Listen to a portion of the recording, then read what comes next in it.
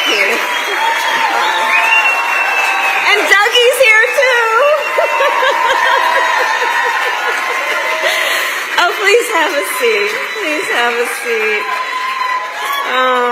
Oh, it's wonderful to be home. And thank you all. Thank you, thank you, thank you, thank you. Oh, in 20 years, Andrea. My goodness. I mean, your babies are grown. Good evening, everyone. Thank you for supporting Emerge. Thank you for supporting Emerge.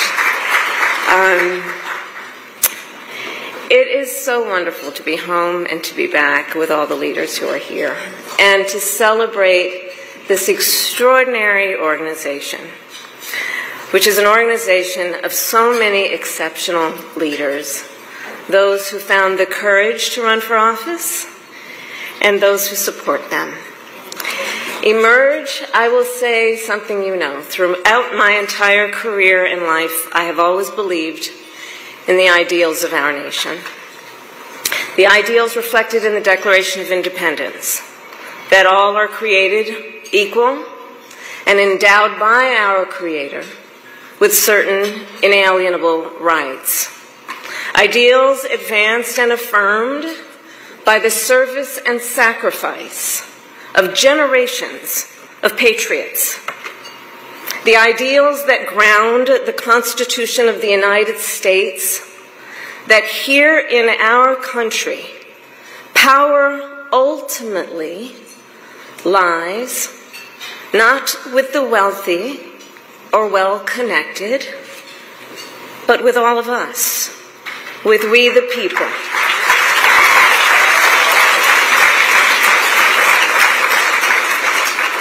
Now, of course, I recognize that America has never fully lived up to these ideals, that for all the gains we've made, the American dream has for decades been slipping further out of reach for so many, and that the American people deserve leaders who make their lives better and make our country stronger.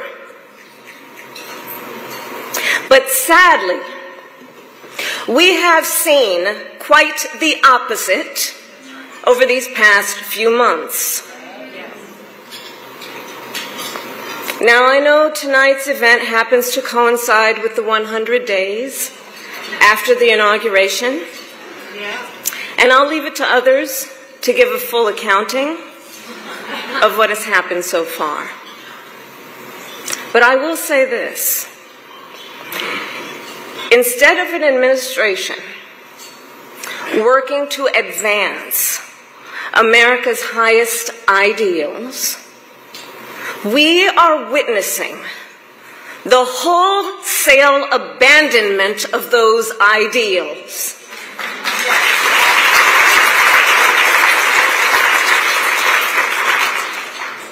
And what we are also seeing in these last 14 weeks is Americans using their voice and showing their courage.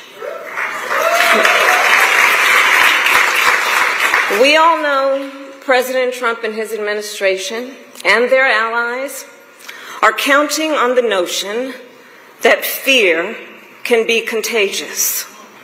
They are counting on the notion that if they make some people afraid, it will have a chilling effect on others. But what they're overlooking, what they have overlooked, is that fear is not the only thing that's contagious. Courage is contagious.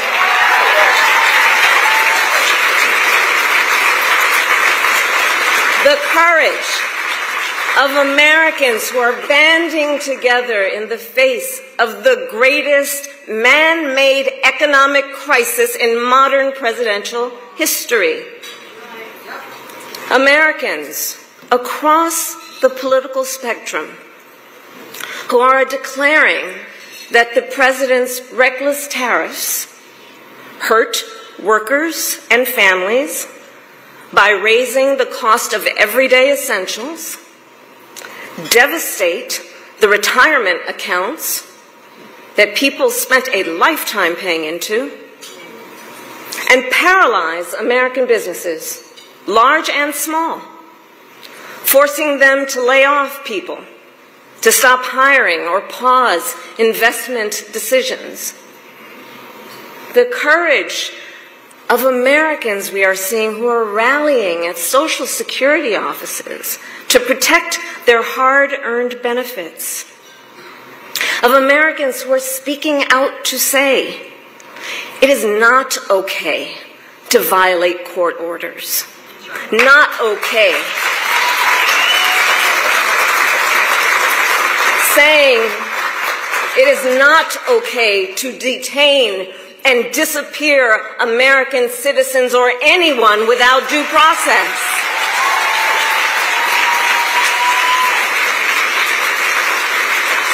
The courage of judges to uphold the rule of law in the face of those who would jail them. Of universities that are defying unconstitutional demands that threaten the pursuit of truth and academic independence.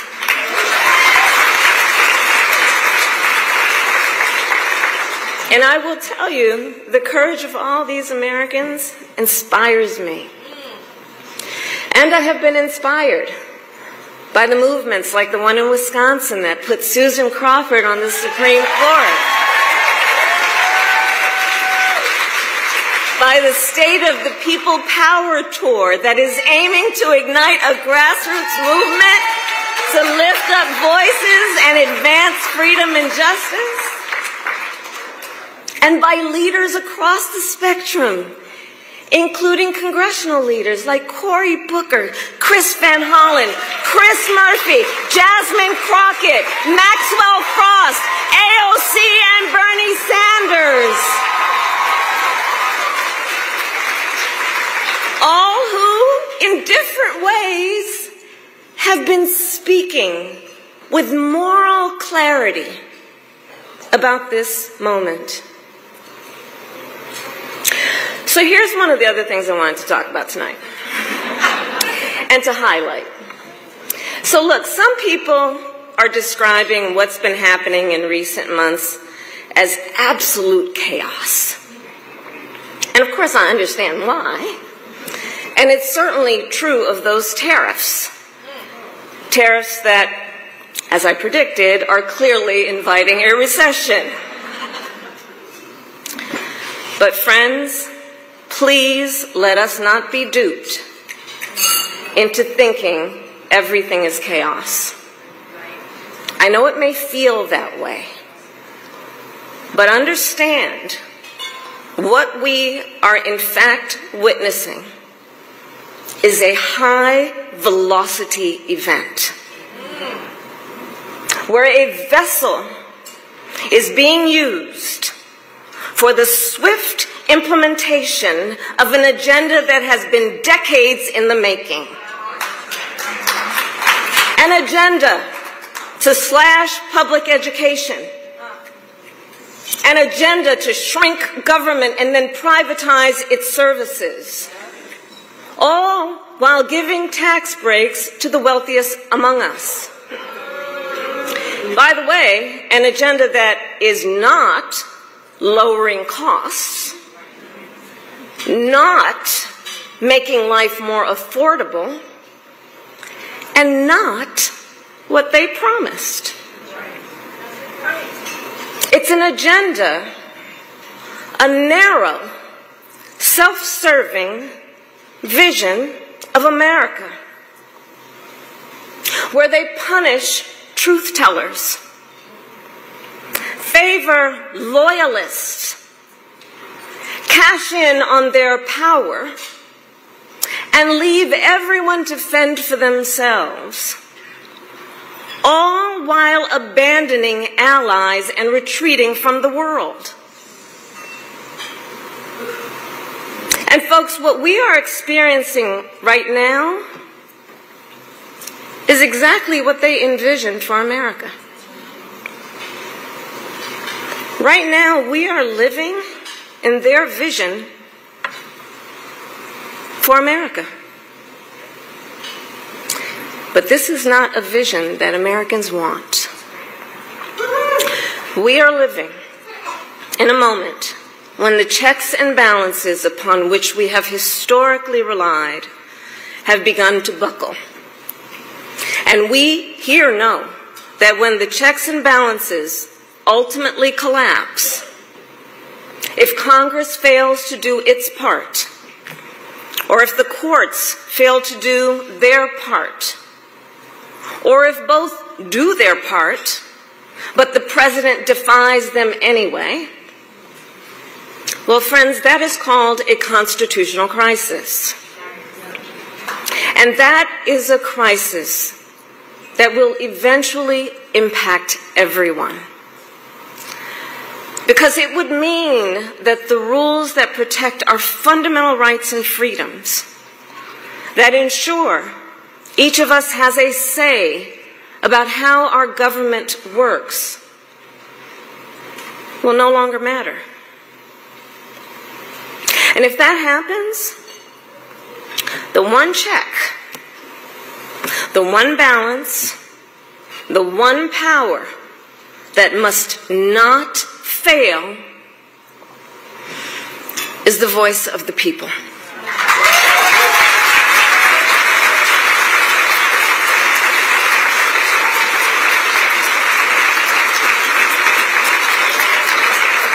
And look, right now I know a lot of folks are wondering what's going to guide us through this moment. How are we all going to figure out how to chart the course? But that's not a reason to throw up our hands. In fact, please allow me, friends, to digress for a moment. Okay. It's kind of dark in here, but I'm asking for a show of hands. Who saw that video from a couple of weeks ago, the one of the elephants at the San Diego Zoo during the earthquake? Google it if you've not seen it. So that scene has been on my mind. Everybody's asking me what you've been thinking about these days. Well, so in the video, for those who haven't seen it, here those elephants were. And as soon as they felt the earth shaking beneath their feet, they got in a circle and stood next to each other to protect the most vulnerable. Think about it. What a powerful metaphor.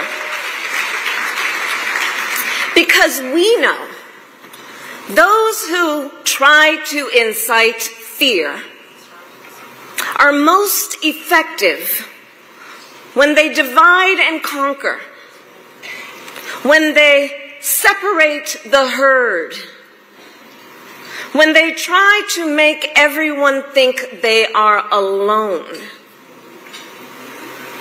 But in the face of crisis, the lesson is don't scatter.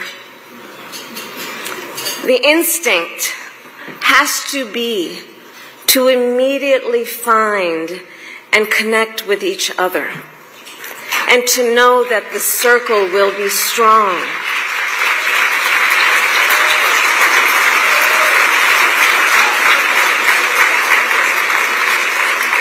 So I'll end with this. I am not here tonight to offer all the answers, but I am here to say this. You are not alone, and we are all in this together. And straight talk, things are probably going to get worse before they get better. But we are ready for it. We are not going to scatter. We are going to stand together, everyone a leader, and emerge. You have a special role to play. Organizing is as important as ever. Mobilizing is as important as ever. Running for office is as important as ever. So please, everyone here, please keep doing what you are doing, and to everyone, let's lock it in. Lock it in. Gear up for the hard work ahead. And please, always remember, this country is ours. It doesn't belong to whoever is in the White House. It belongs to you. It belongs to us. It belongs to we, the people.